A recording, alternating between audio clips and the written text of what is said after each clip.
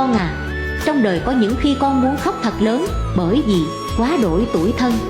Có những khi con muốn phát điên một lần bởi vì tâm tình quá đổi chán nản. Có những khi con muốn chửi bới một trận bởi vì trong lòng không thoải mái.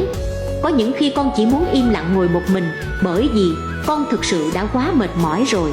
Nhưng con à, đời là một hợp đồng trọn gói, niềm vui, hạnh phúc, nỗi buồn và đau khổ, tất cả chỉ bán chung một gói mà không thể nào tách riêng ra được. Nhưng con hãy nhớ, hoàng hôn cho chúng ta ít ngày hơn để sống, nhưng mặt trời cho chúng ta thêm một ngày hy vọng. Vì vậy, hãy vui lên và hy vọng những điều tốt đẹp nhất. Hãy nhìn xuống để thấy rằng cuộc đời này ta còn may mắn hơn biết bao nhiêu người. Và hãy nhìn lên để thấy rằng cuộc đời này ta cần phải cố gắng nhiều hơn nữa. Ta nguyện cho lòng con được bình an và nguyện cho con đi qua kiếp người đầy dông bão bằng chính sự lương thiện của con. Nam Mô A Di Đà Phật.